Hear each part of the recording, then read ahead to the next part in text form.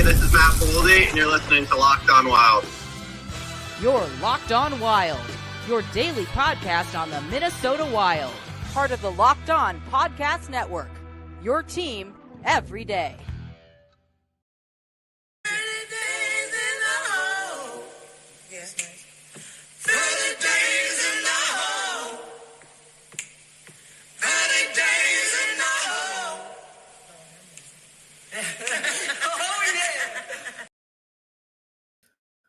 All right, everybody, welcome into another live show here as we are hanging out on a Sunday night.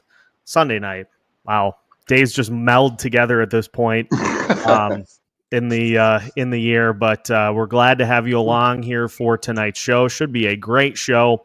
You've got Seth, you've got Denny, and as you can see, we got a special guest as one of the OG Locked On Wild listeners. Bob is joining us here tonight, and so should be a very fun show. And Denny, I'll turn it right over to you. Okay. Well, welcome to What the Hell Are You Smoking? And this is my 20th show, and I was informed by the powers that be that on my 19th show I hit 10,000 views, which I guess is a pretty big deal. In the time frame that I did it. Normally takes about 3 years to hit 10,000 views for a brand new podcast like me to start. And I did it in a little over 4 months. So that's good tidings. Because, you know, when you do a podcast, when you start out, you don't know if people are going to like you. You don't know if the show's going to work. But in this case, it has. And as you can see behind me, I have a green screen.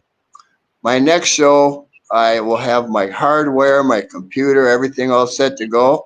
And I'll have a brand new studio. And this is the start of it. Green screen's going to work magic. It's real. I can't wait to use it. And as for the family, as I call you, you know, when you take your time out to listen to me, is pretty special. And it really means a lot to me. You know, this is all I have in life now. All my friends are gone, as most of you know. And this is really all I have. But with the reception I have gotten, it just, I feel alive again. And it's so nice to wake up in the morning and know that people want to hear what I have to say, especially about hockey. And I'm looking forward to the next phase with Locked On Wild and What the Hell Are You Smoking? And, you know, it's all good. It's a win-win for everybody. I appreciate all of you. And I just want to say thanks for listening to me every week.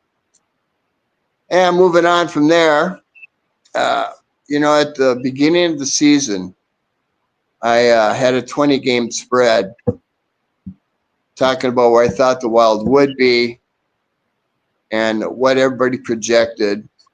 And to start, the Minnesota Wild predominantly was 6th place, or about 85 points. And I had 105. So I guess I'm on par there. They might get a little higher, but, you know, it's a long season and injuries happen.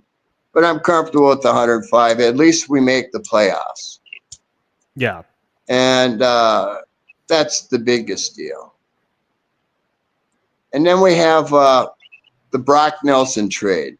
Now, I'll tell you how I came to this conclusion of Brock being the best for us. Number one, I looked up all the free agents to be. Then I looked at their money. Then I looked at their points. And the reason I took Brock Nelson, and I'll tell you a few that I looked at. Riley Smith is a big consideration. Granlund, Zucker, TJ Oshie, Taylor Hall were some of them that I looked at carefully. The reason I picked Brock Nelson is, number one, he's a Minnesota boy. And I always try to pick Minnesota boys if I can.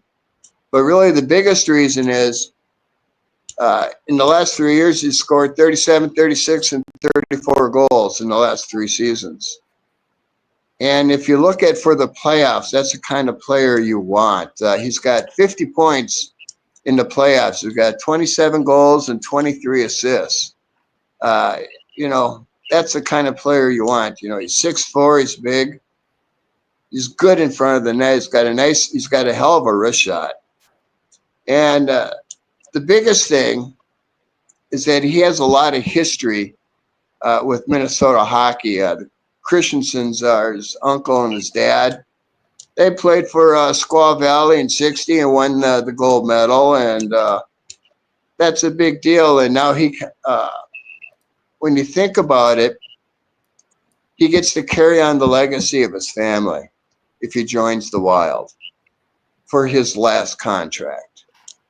And I think $5 million, 3 years is $5 million a year, 3-year deal would be more than enough to sign him.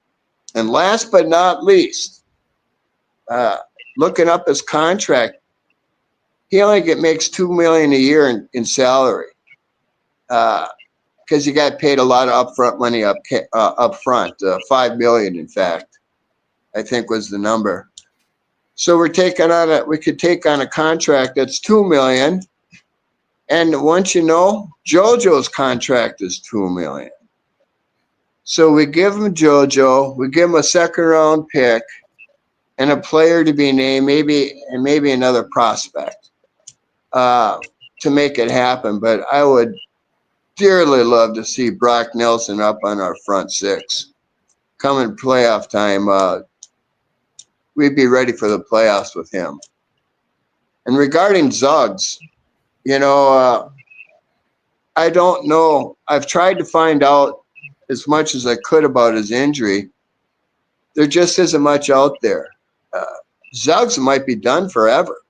They're saying it takes time to heal. Well, at 36 years old, with that kind of injury, I can tell you one thing he's not doing. He's not getting laid anytime soon. And he may never play hockey again. It just, it's really a weird injury, and he had the operation, but there's no forefront for what he's done. So it's hard to tell, but I would be willing to bet that Zuggs is a long ways away from playing, if ever. Which brings me to the point of we had a game where Hines put Boldy up front and center. He changed up all the lines because he didn't know what the hell to do. And this is the perfect scenario where you let the players make the lineup. They know the lineup better than anybody, and it gets the team involved, number one. And, with Hines doing what he did, that almost assured the loss right there. I mean, when you have 3 players and you take 2 away from each line, you have no continuity, which it definitely showed. So that's a lesson learned. That's 2 points that we lost because Hines should have let the team just make the lineup. Which brings me to our 2 overtime losses. I can absolutely tell you they have not been practicing their shots for shootouts because they looked ridiculous. That cost them 4. It's going to cost them at least 2 points, and it's going to cost them a lot more during the year. When you don't have a shot that you can go to, and they're saying because Kaprizov wasn't there and Zuggs. Well, Kaprizov is not very good in the shootouts at all. He really needs to practice. I mean, he's a goal scorer, but he's not very good in the shootouts. He's 30%, Seth? Yeah, somewhere around there. He's 0 for the last 3 years. On the shootout.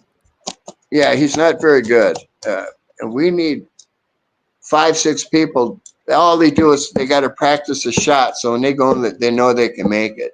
And that's not the case right now. And that's costing us points. And then get into the power play and to the penalty kill. I'm going to turn it over to Bob because his thoughts are exactly like mine. Oh, I wanted to say this first.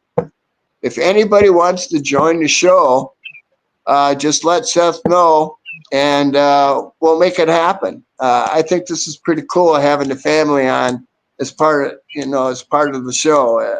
I hope it works out well, and it's all yours, Bob. All right, thanks. Well, just a little background on me. I played high school hockey all the way up to the high school level, and for a period of 384 seasons, my father and I ran the MAHA refereeing in the St. Croix Valley. So I've refereed upwards on 500 hockey games myself. It's been a number of years, but you don't lose that information.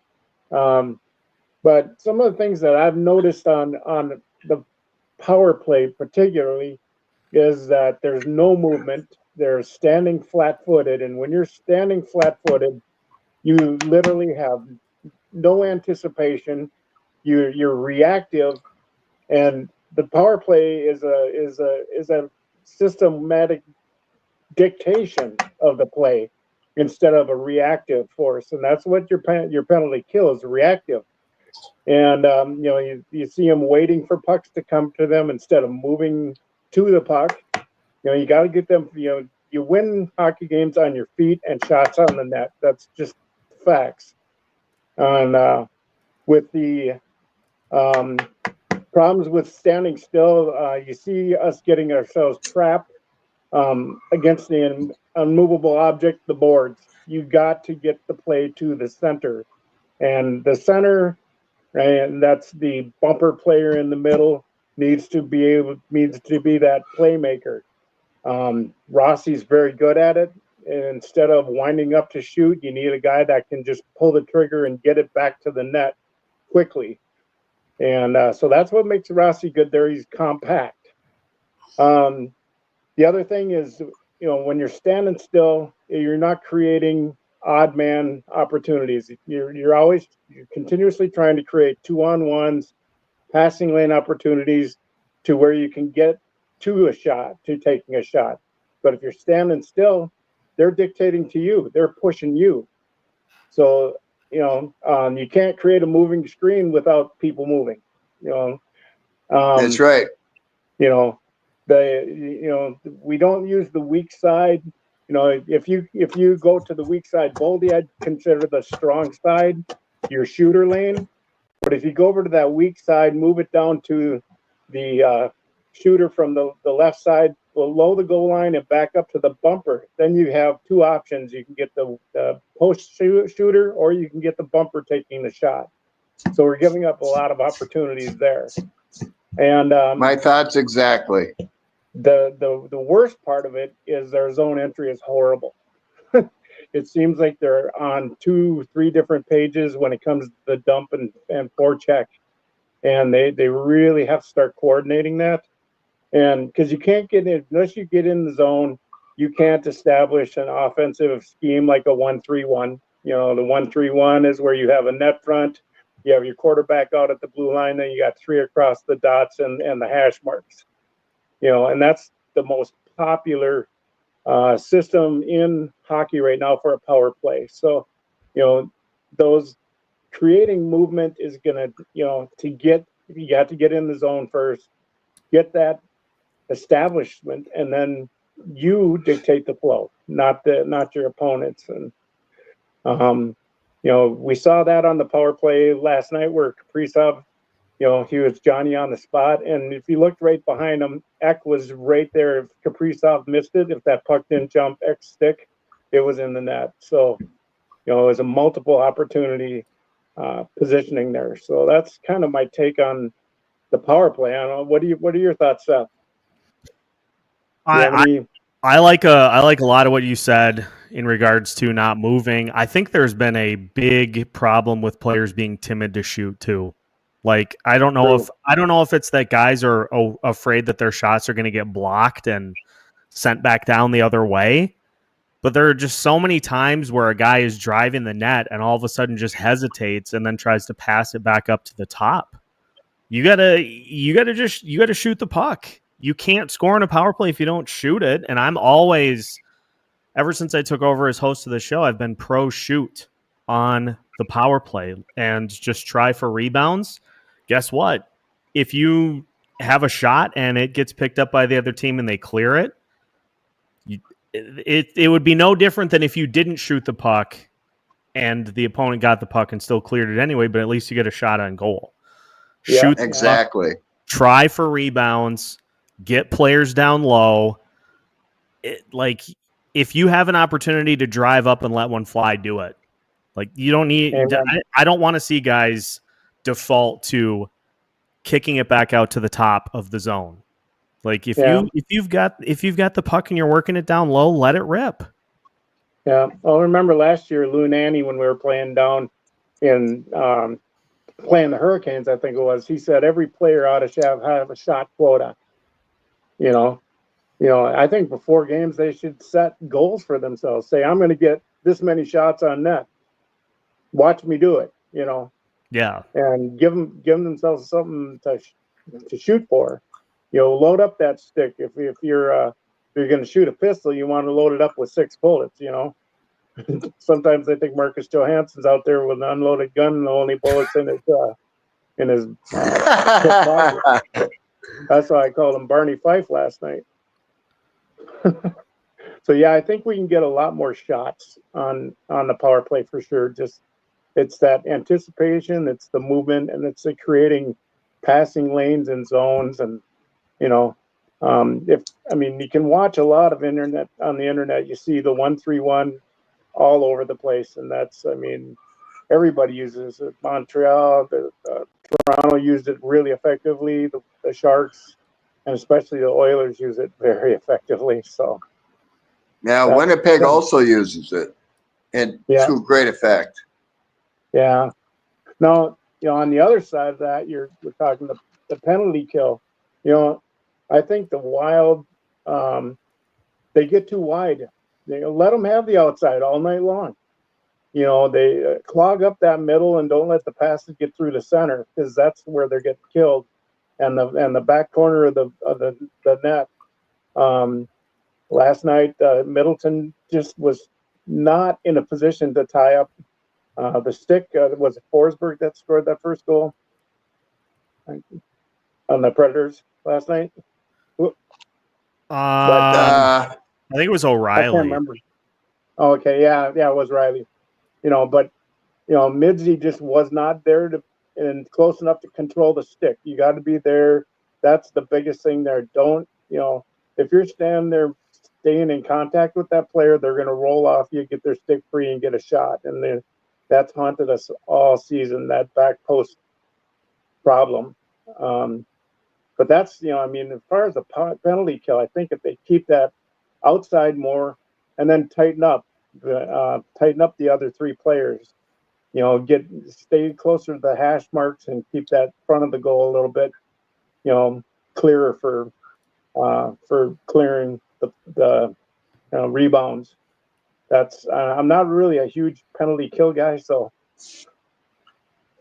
unfortunately, even though I was a defenseman, but I relied more on bowling people over.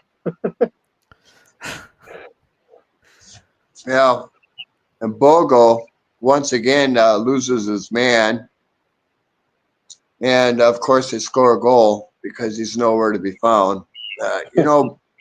Bogle likes to shoot the puck and he can move it up the ice, but he loses his man in the defensive.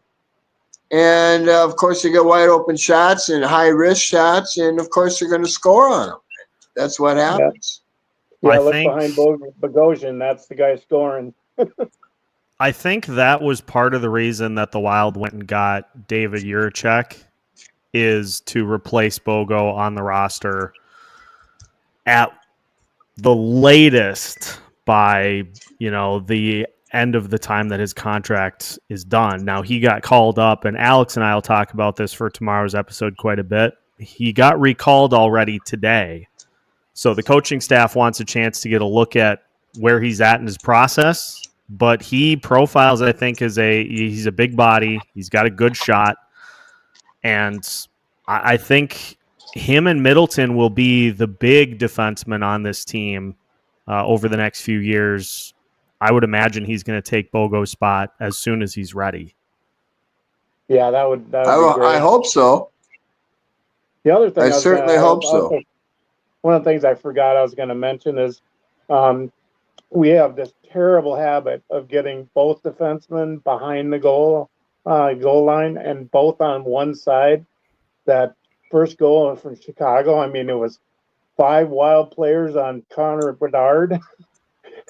There was nobody to get the puck if it squirted free, to anywhere near us, So if you count, I stopped it. The only person that wasn't inside the circle or behind the goal line on that was Trennan. Or as LaPanta says, Trenyan. Yeah. Yeah, I'm still not clear as to what it's supposed to be, and I don't know. Trennan gets more points than. That's all I'm saying. I'd like to see Trennan that a couple times. Trennan is not a bad player. He's a plus player. He's a smart player. He just hasn't made a highlight movie goal yet. Well, and that's why it's not his job. That's why I keep pointing out the advanced stats that say that him and Marcus Foligno have been 2 of the hardest players to score against this year in 5-on-5 play. There you go. That's not an accident. That takes good play defensively, and so he is, to his credit, he is impacting the game in that fashion. I don't know what we expected from an offensive perspective, but I think everybody just sees like 1 point on the board and is like, can we get a goal, maybe goal or 2 here and there? That's not what we got him for. Yeah, he's not there to score goals. I'd like to see them too with Hartman a little bit more. I just think Hartman's a little more rangy than he gets played for. Yeah. Unfortunately, he was kind of invisible last night, but and maybe a little banged up. To Freddie's credit, Freddie has been he's been great between those 2 guys. Yes. And so Hartman at this point is just kind of here and there, but it's fine. He is. I would rather have a guy like that who's capable of playing up and down the lineup than not. It's just a matter of they're still ironing out some parts of the lineup, which I guess I would rather them continue to do that as opposed to feel like they have everything figured out at this point in the season. And then as you get later, then all of a sudden none of the combinations work, and you're like, oh, great. What do we do? I'll be right back, gentlemen. All right. Yeah, you can only change the ingredients on a cake so much before it falls flat, Yeah. And you got to be careful what you tinker with. And there are some teams you can tinker more with, obviously last night was a tough night. They were really looking tired, and on it was a tight checking game all the way around. There weren't a lot of passing lanes and. Yeah, I said it in the postcast last night, and I will continue to repeat it. That Nashville team is way better than their record indicates.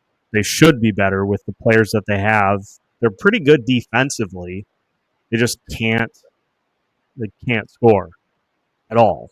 And it's got to be driving Marchessault crazy. Yeah. He's got to be totally frustrated. He's wondering if he made the right choice. Well, the money talks. So I'm sure he's not regretting that in the slightest. Money says a lot of things. So, it's going to be interesting to see what the Wild try to do to fix the special teams units, because you can't go into the postseason with a sub 80% penalty kill. You just can't. And the defense and the goaltending being as good as they are, if they can just get those special teams to be more consistent, they've got all the makings of a team that could do some damage come postseason time. But if you go into the postseason and the numbers are similar to where they're at right now from a special team standpoint, whoever they play in the first round is going to do exactly what Dallas did, exactly what St. Louis did. They're just gonna continue to exploit that unless the Wild find a way to shore both units up. What I miss? Sorry about that. I had to use the bathroom. We were just talking about shoring up the special teams units because you can't waltz into the postseason with the units as they are right now and expect things to go differently than they have compared to the last two postseason runs where the opponent just exploited them. And they are this year. You know, we're getting better, but we're nowhere where we need to be to win a cup. I'm not sure what they have to change. I would like them to use Lauko and Murat more on the penalty kill because they got speed. I mean, they're not the Dew brothers, but they're close. And they'll get breakaways.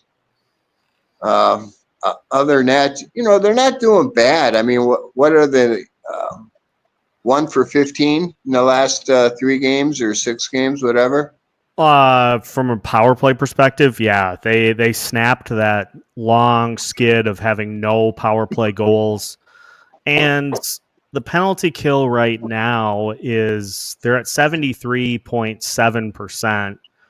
I think they're moving up. I think the thing to keep in mind with the penalty kill so far this year is the fact that the Wild are the 3rd least penalized team in the league right now. That's the big difference. Like the last couple of seasons, they've been anywhere from 3rd to 5th. And if your penalty kill unit is not great, guess what? It's going to get beaten to death.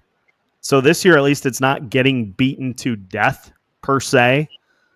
But you would think that by being used less often, that the penalty kill unit would be better, and yet it's the stats are pretty similar.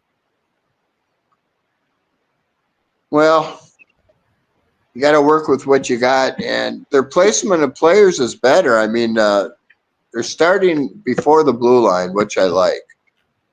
With Dino, they were 2 feet behind the blue line, which made for really easy entry. And they're making it a little bit more difficult, but they're not moving their feet the way they should. And that's always a problem, it seems, with us. Same with the power play.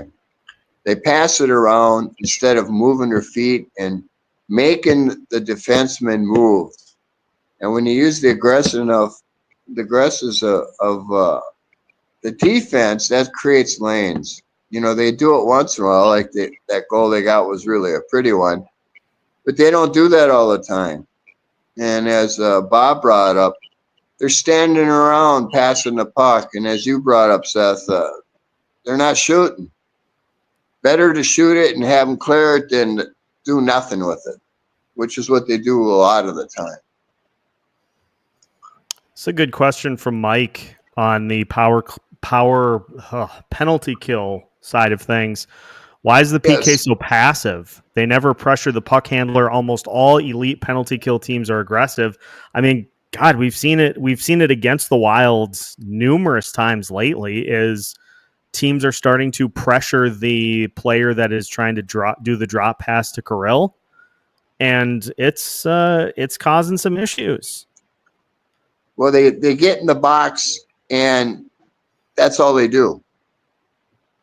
And it's too easy to work around it. You know, they're just they're stationary, a stationary box instead of going after players on the penalty kill. and they've been somewhat successful. I mean, would they go 12 straight without getting a goal on them? Yeah, they had that. They're getting better. They had that road trip where they were, I think, 13 out of 13, and there you go. At one point they were 18 out of 19. I keep going back to I'm just going to call it the 90% rule. A lot of times it feels like the Wild are doing 90% of what they need to do to successfully kill off a penalty. It just comes down to that last 10%. And it's all little things like keeping a guy from sneaking in behind the goalie or allowing an opponent right in front of the net to grab a rebound and tip it right back.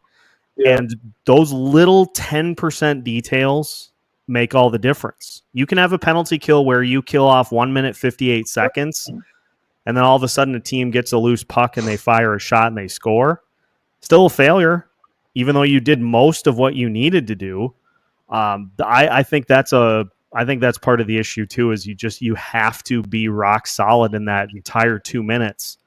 Win face-offs, clear the puck.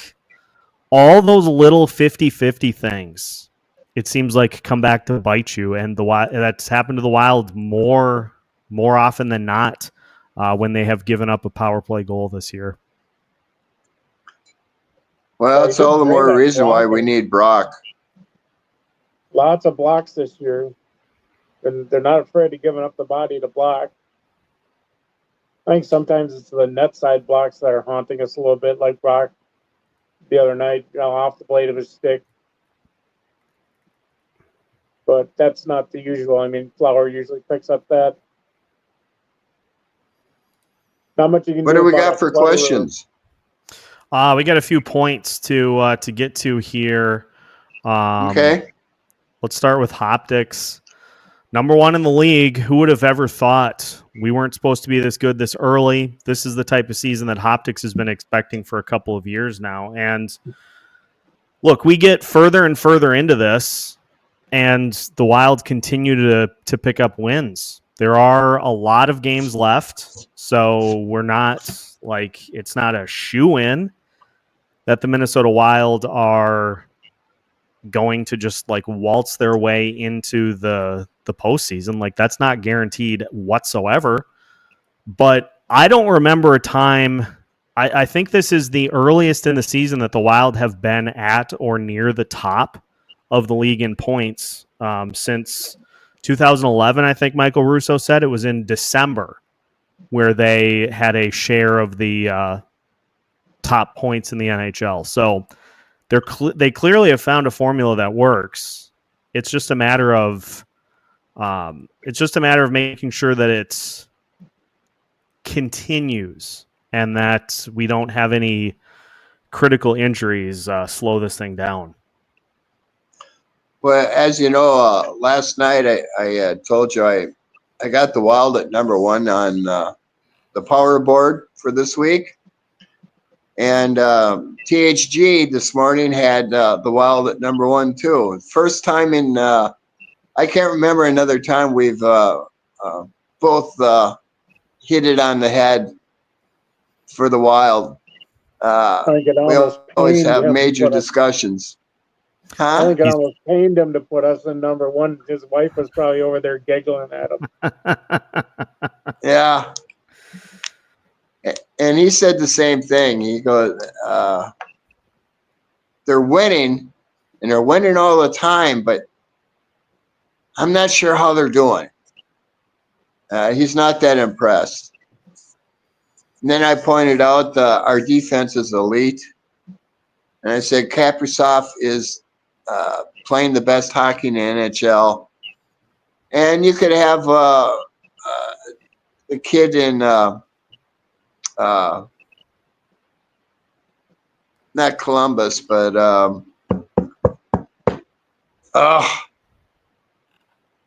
Neskas. Oh, Nietzsche. Nietzsche. Yeah, he's on fire right now too, and you could have a point for him as playing the best. But what Kaprizov does for the Wild overshadows what he does for for his team. Kaprizov's infinitely more important to the Wild than Nietzsche's is to the Hurricanes. The Hurricanes, that's it. Yeah, that's not even a hot take for me. That's just the truth. Kaprizov is infinitely more important to what the Wild are doing. Let's go to this question. Amanda wants to know, what are your thoughts on how we have been dump and chasing? Is this something that is typical, or are the Wild struggling with this one? Well, when you look at what the defense is doing, they're stacking the line. And so what they teach them to do is stack down and make the defense turn and go get it. And he's been doing this since he's been here. He's been doing it more lately. I would like to see him do a little more run and gun than they have been, but when you're stacking the blue line up, you don't have much choice depending on what they're doing. You got to take what they give you. I don't like to dump and chase any more than anybody, but sometimes if that's what the defense forces you to do, you take what you get. And you don't always next have to question. dump it all the way to the corner either. They just need to dump it to where they can get at it before their opponent. Yeah. And I think that's a mistake that some teams make, is they dump it all the way in and nobody can get to the puck, so they get beat to it. Yeah, it's a good point. It's a good point. Dougie said, I had no problem with Hines trying Boldy at center, but he stuck with it too long. One period should have been more than enough to see it wasn't working. And I'm gonna throw in a point here too that I think is important. I have no problem with Matt Boldy getting mixed in as a center. I would steer clear of doing that against teams that have elite center depth. Like, Boldy's not a primary center. I would steer clear of doing it against teams like Dallas, who has just a ton of really good centers up and down the board. I have no problem with doing it against Montreal, and I'm sure Hines saw the success that combination had and said, well, yeah, we're going to ride this. We're going to ride the hot hand, but probably should have gone to some changes earlier into that game than he did. But Boldy is a power forward, period, and he can create his own space, and that's why he's so good, because he can't get him off the puck once he gets it. Yeah.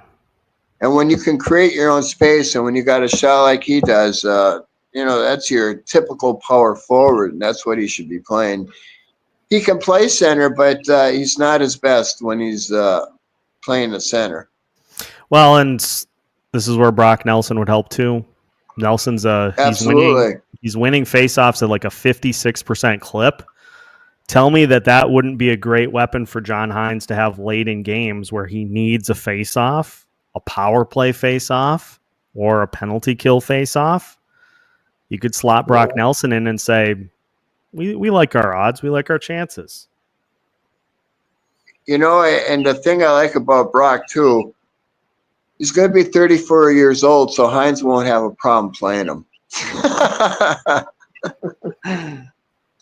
Because, the game where they made Boldy center, the only thing they should have changed is they should have put Ogren in to see what he can do. I'm not in favor of putting the new kids in the fourth line playing a few minutes. Put them up on the top and let's see what they got. That's the only way you're going to really know. Neither they can do it or they can't, but at least you know. When you start them on the fourth line, that's old style hockey, the old style thinking, and I'm not in favor of it at all. Now you look at Wyatt Johnson down Dallas. They put Wyatt Johnson up on that second line and first line, and absolutely, he was really fast. Yep. Yeah. Hines cost us 2 points there. Well, he's still in he's still in positive territory in the points department this year, as far as I'm concerned. Oh, absolutely. What we're doing now is nitpicking. Yeah. Well, that's okay. That's the thing, is there are few things to really point to that are they're more gripes other than special teams. Special teams is, I think, the only legitimate concern right now. The rest are just like, I personally would do it this way, or I personally would do it this way. It's end of the day, the team is they continue to win points despite these things, and that's the mark of a good team, is being able to overcome adversity, some flaws, and they continue to rely on their strengths. We have a question for Bob. Jay wants to know, were you immediately a Wild fan when Minnesota got the team? No, actually, I tuned out until 3 years ago. I was completely out of hockey. When we lost the North Stars, I was just totally disheartened. So I'm all in now. Good deal. I think that's pretty much it. A few other comments. Hoptics mentioning that Juracek apparently has a cannon, like better than Dumba pre-pectoral tear, which is exciting. Again, I'm just going to use Bogosian as my reference point, as I think Juracek slots into his spot when he's ready. And Boyum will take Merrill's spot when he's ready. And that's going to be your decor. And I got to tell you, that's pretty damn impressive. You're exactly right. It's very impressive. It's elite. I've done a lot of check on Juracek, and it's not his skating, it's his transition that needs work. From a couple people that I trust when they tell me, I listen. He doesn't have a problem skating forward. It's just transition going back that he's got to work on. But that's easily, you can work on that. That's not a big deal. Well, but he does have a cannon. And respectfully, Columbus isn't trotting out the type of defenseman that the Minnesota Wild are, and so they don't have anybody that they can use to protect a guy like that. If Juracek is more of an offensive defenseman, guess what?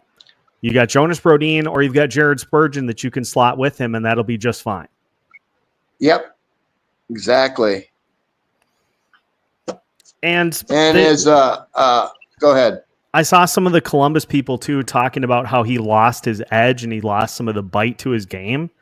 Gee, I wonder why. Looking at the decor that the Columbus Blue Jackets are trotting out there and not being able to crack that lineup, that'd be frustrating for me. He's going to come in with some new energy because the Minnesota Wild wanted him. They paid a hefty price to get him, and they're going to put him in position to succeed. And that if that doesn't inject life into your game, I don't know what will. Well, I know one thing. As we discussed earlier, Seth, Lega Rocks had a deal on Juracek today, and he talked about Judd Brackett and how he makes the picks and does all the good stuff. And he said, according to Judd Brackett, the reason he gave up so much or 4 picks for him, he says, if you look at where the Wild are picking, they're not going anybody get anywhere close to what his upside is. Yep. So it's worth the risk. Yeah. And in God we trust with Judd Brackett. I mean, he's done nothing wrong. I have 100% trust in his decisions. Yeah. So we'll see. Juracek is he's a player that Judd Brackett has coveted. And if you're picking in the late 20s, and you feel like this guy would be better than anybody that you would potentially draft in this upcoming draft year, go do it. I don't give 2 rips about. At some point your prospect pool is full, and it feels like the Minnesota Wild's prospect pool is getting to that point. So if you feel like you can get a guy that is going to be a major piece, and he projects as a top 4 with borderline top pairing upside, that's a guy worth getting. Now it depends on how they develop and cultivate his game. If they do a good job of it, he's going to be a steal.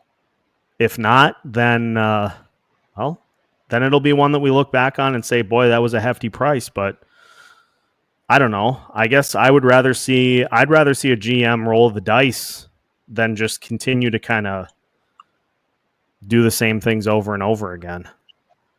Which brings me to the Iowa Wild. Oh. They are just a mess. How much longer can they go on with McLean as their coach is beyond me. I got to watch a little of the Wild, and they're so fragile. If one thing goes wrong in the game, they just fall apart. And that's on coaching. I'm sorry to say it, but he's over his head as a head coach down in Iowa. They got to do something. Because, it's interesting too, Denny, because McLean wasn't a John Hines pick. That was a Bill Guerin pick. Yep. And you wonder if maybe there's somebody that has connections to John Hines from previous stops that could go to that spot and be able to help bridge the gap between the two organizations. That would be worth pursuing, in my opinion. I don't know how you can let this go on another month. I don't think it will, because they are just an absolute mess. I watched some of their games, and they have no defense at all. I mean, they're just hanging out Wallstead to dry. And it's too bad because that hurts his confidence. And goalies, it's all about the confidence. He's got the technique. He's never been this bad in his whole life. Yeah. I think this is why we're seeing Guerin make these moves for defensemen too, is to give a little more time to those prospects to develop. Because I can't point to any one of those guys down in Iowa and say, yeah, they're definitely ready for NHL time. Zeev Boyum, on the other hand, probably going to be getting a call up once he signs his entry level contract, ELC. I couldn't think of the acronym. Good Lord. Didn't Zeev just have a hat trick? I think so. Travis it'll pop up in the comments here in a second, I'm sure. Travis was listening in, and as we know, he is our resident Denver. Yes, he is. Resident Denver expert, so I'd imagine. And I trust what he says. Yeah. But Zeev, Juracek, I think, are both further along in the process than any of the other Iowa guys are. And so we'll probably see them all before too long. Well, I hate seeing Damon Hunt go. You know how much I love Damon, but they just never gave him a chance. Yeah. Because when he played, he looked good. And I think Columbus did a good job in getting Hunt because he'll play right away down there for them. Dean will like him.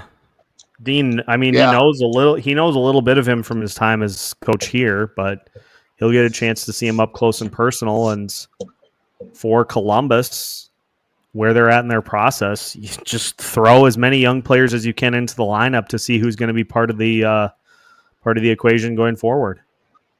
Absolutely. Any more questions?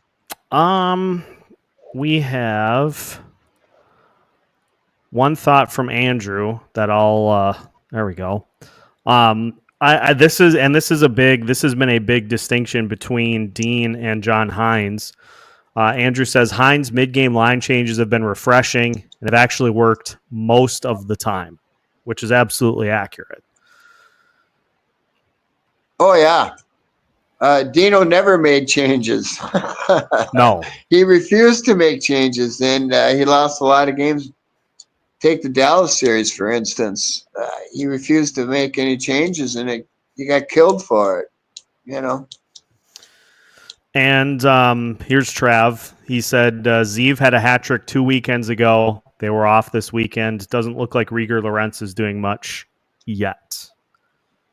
Well, thanks, Trav. Yeah. The update we knew we would get because Trav watches every minute of Denver hockey. So yes, he does. Nice to nice to have a plug-in for that.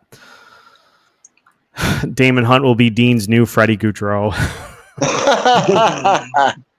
Yeah, I don't know about that.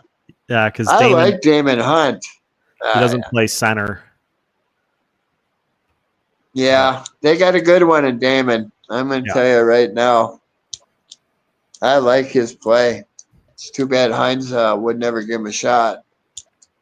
But he's a rookie. He's a kid. Hines doesn't like kids. It's just the way it is. Yeah, that's not just a Hines. That's not just a Hines deal. There are a lot of coaches that just would much rather play veterans than young pups. That's true. It's just all about coach preference, and it's a league where you are judged based on the number of games that you win, and so a lot of coaches are win at all costs, just solely to preserve their own jobs, whether it be at the detriment of development. Winning's really all it comes down to. Any more questions, folks? Yeah, and anyway, if anybody else has any questions, throw them in the comments here, and we'll roll them through. Let's get to them. We've got 58 strong in the show here right now, just about an hour in. So a good crowd as we expected, and thank you to everybody for tuning in. Make sure if you don't have any questions, then take the time to hit the like button. If you're not typing out a question to get answered in the final few minutes of the show, take the time to hit the like button for today's show. That's an order. There you go. What else was I going to say?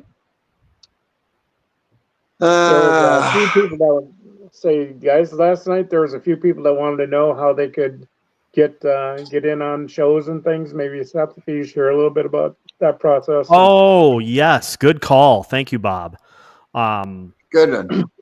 Then we do have actually a couple of questions. But first, if you would like to join the show, and we've had a couple of people already that have reached out to me, just email lockedonwild@gmail.com. And then Denny and I will discuss. We're not gonna turn anybody down, but we obviously want to kind of schedule these out. So we'll get something rolling. But if you do want to be part of the show going forward, just email lockedonwild@gmail.com, and we'll get you into the line, and we'll make it happen. Yeah, I like this. I like having part of the family in as a guest host. This is cool. How you doing, Bob? My brother from a different mother. Yeah, I'm just glad to get to know Denny and you, Seth. It's it's like having more family. It's just like friends we haven't met yet. So yeah. Oh, which brings me up. February 8th, the New York Islanders game is going to be my birthday party at Zamboni's. If you want to come down and have a drink and go to the game with us, or just come down and say hi. February 8th at Zamboni's, before the Islanders game. That's happening. And you're all welcome to come down and shoot the shit and have a beer. You know how it goes. I'm pretty laid back. Now, did I see something from Trav up there for a second? We've got a few questions. Trav's question is, what are your next 20 games predictions? What do the Wild do in the next 20? 15-5. Ooh. Bob, what do you think? I'm a little more optimistic. I think they could probably pull out 17 out of it. Really? Wow. So here are the. That's I'm gonna get us. They're up for certainly a strong game against Dallas and the Oilers again. Those are two of the biggest And then that last Jets game.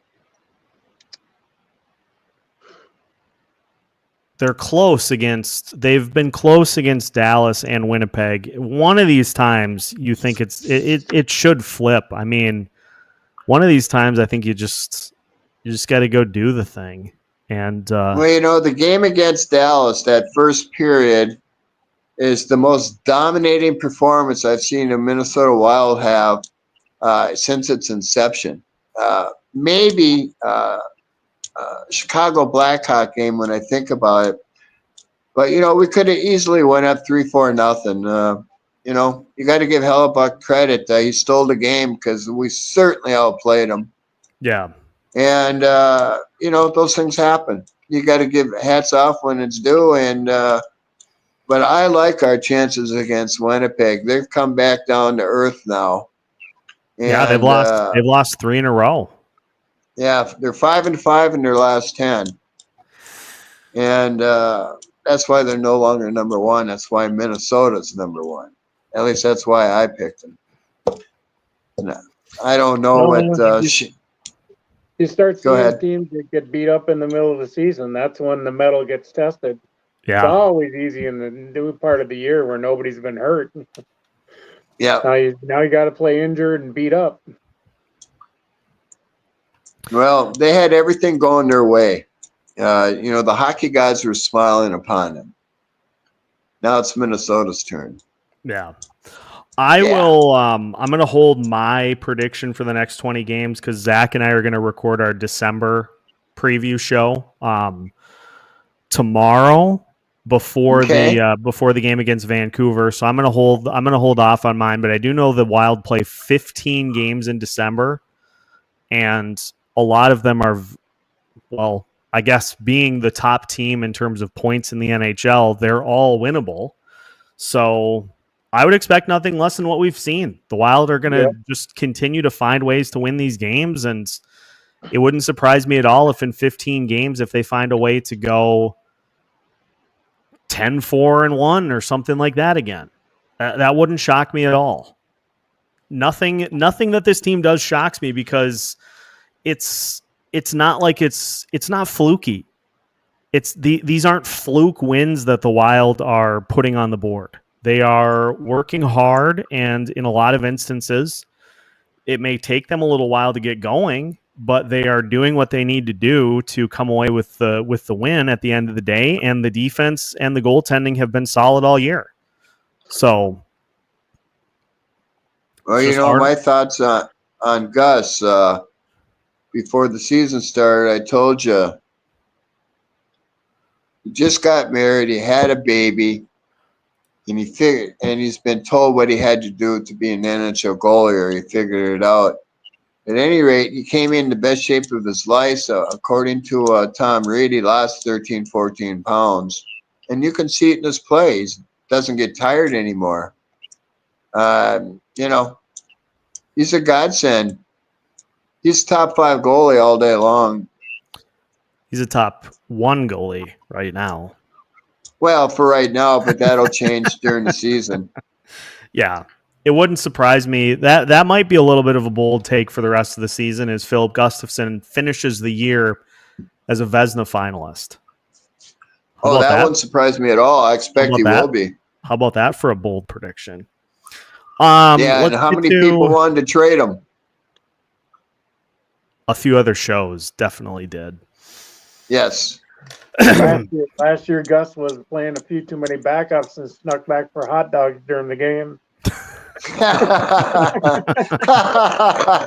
Oh, that's a good one, Bob. Yeah, Flower was notorious for that. I hear he'd know where he could get the free hot dogs, and he'd sneak back during the game and go get a hot dog. Oh, well, whatever works. Hey, I got to wrap it up. I'm losing my power for some reason. My tablet's going dead. Oh, okay. Well, we are at an hour, so I will. Okay. I'll cycle through and get everybody else's questions. No worries. I'll answer these in a future episode, maybe a mailbag episode.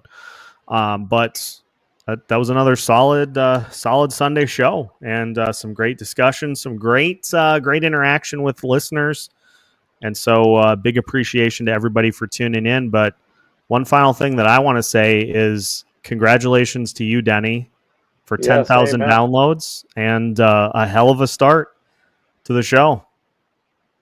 Well, apparently it's a pretty big deal when YouTube tells you you're doing something right. I guess I got to take that pretty seriously, and it's only because of the family.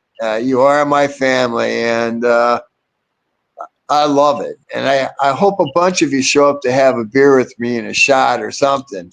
You know, February 8th, the Islanders game. Let's make it happen. I got to sign off. Power's going to go any second. It keeps ringing, though. All right, Bye, everybody.